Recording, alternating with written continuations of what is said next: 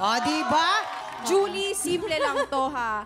Tatlong tiktropa na may kanya-kanyang kwento ang makakasama natin ngayon. Kailangan mong hulaan ang headline na tumutukoy sa kanilang kwento. Yung isa dyan, panggulo lang yan. Kaya dapat ramdamin mo talaga yung intuition mo, talagang i-feel mo. Narito na ang Ulo ng mga balita! Headline number 1. Misis na mabunganga, pinabarangay ng asawa. Nako, grabe.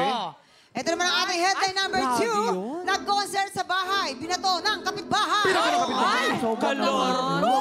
Headline number 3. Nagluwal ng buhay, nag-agaw buhay. Headline number 4. OFW, pumalag sa salbahing amo. Tama. Tama yun. Tama. Ilaban. Medyo intense yung mga headlines eh. Pero syempre, dun sa headlines na yun, kailangan nating malaman yung bawat storya. Papasukin na natin sila. Madela Regencia from Banaue City. Christine Paner from Nueva Ecija. Lara de la Cruz from Taguig City. Ayan, kitang-kita natin silang tatlo. Tignan mo na silang isa-isa. Isa-isa I-feel para... mo. Okay, eto na. Ready ka na ba? Ipwesto mo na sila! Go! Base sa itsura. Base sa itsura. Unahin ko na si Ate Lara. Si Ate Lara kasi maraming gold. Parang feeling ko siya yung siya yung mag-concert. Si Ate Christine. Kasi? From, nahihirapan ako. Go, Julie! Sige, dito ka na ate. Misis na mabunganga. Ay, mukhang mabunganga pala. Pinabarangay ng asawa. Ano, Sorry, Julie? ate. Julie, baka Sorry, gusto mo ate. magpatulong kina Kuya Pwede ka Kim. magpatulong. Pwede ka Tulungan niyo magpatulong. naman ako. Okay. Alam mo, Sige. depende sa itsura. Parang feeling ko si Ate Madel ang pwede dyan sa mabungang. Doon sa OFW, dapat si Lara. Kasi ang OFW nag-iipon ng ginto yan eh. Oo. Kasi yan ang kanilang sinasanda binibenta. Pwede rin naman. Kailangan na natin itong madaliin. Tama. Sige, si Ate Lara dito na lang. Pumalag sa OFW, pumalag sa salbahe. Ayun, sa dulo. Feeling ko galing si Ate sa salbahin amo. sa Okay, Middle si East. Madel ba? Ate Madel. Si Madel uwi na, ganon. Si Ate Madel, iuwi na lang kita. Hindi. Si Ate Madel, o dito ano ka yan? na lang sa magko-concert. Yan. Ayan. Pwede. Pwede, no? Pwede. Okay na. Okay, So, okay. nag-concert sa bahay. Okay. Alright, eto na. Sure ka na dyan, ha? Pwede. Ano sabi ng balita? Ay, meron. Ay, may isa. Ang galing, Ayon, sa Ay, galing. balita. May isa sa kanila ang na-match mo ng tama. Kung sino yun, ay mamaya na namin sasabihin. Pumunta muna tayo sa ating next round. Dito naman sa round na to, bibigyan ka namin ng clue. Di ba sabi namin merong mahilig kumanta dito at nag-concert sa bahay. Ngayon, ipaparinig namin sa'yo kung gaano sila kagaling kumanta. At ikaw na yung bahalang kumilatis kung sino kaya yung binato ng kanyang kapitbahay. Ang kasiyahan ay tunay na pagmamahalan. Ate? Ay nararamdaman lalo na. Di ba? tama, singer na. Ang tanay ni ate, second voice. Yes. Awiting bago Ay naghihintay para kang ate.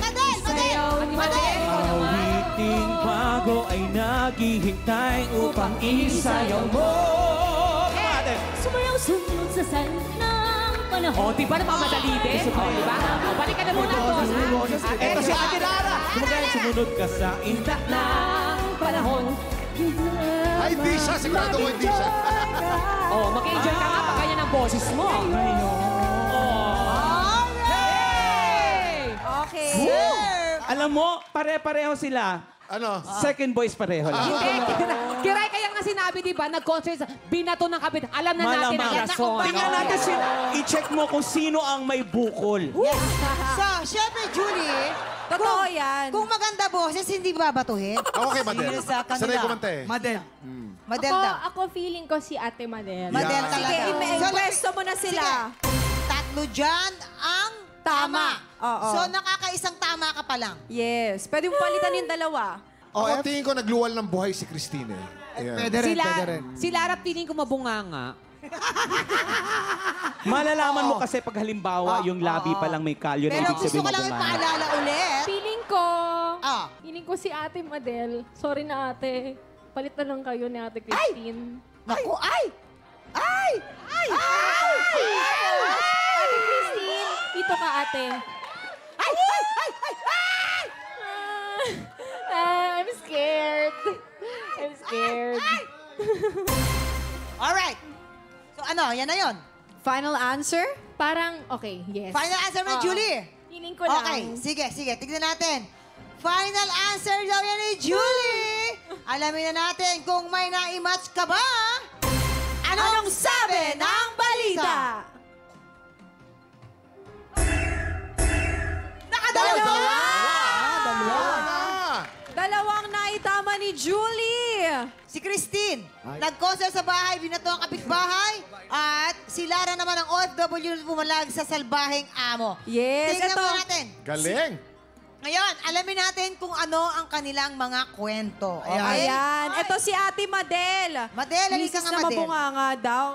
Isa po akong nanganak na nagluwal ng buhay pero nag-agaw buhay po. Dineclare po nung OB ko na konti na lang daw po yung panubigan ko pero 5 cm pa lang po hindi umusal yung tiyan ko. 12 hours na po akong nagli-labor kaya no choice po sila kundi emergency CS ka CS na. po. Kasi kung hindi po ma-CS baka Oo. yung baby ko.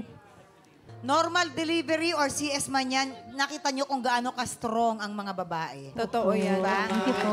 Yan. Mabuhay ang mga ina.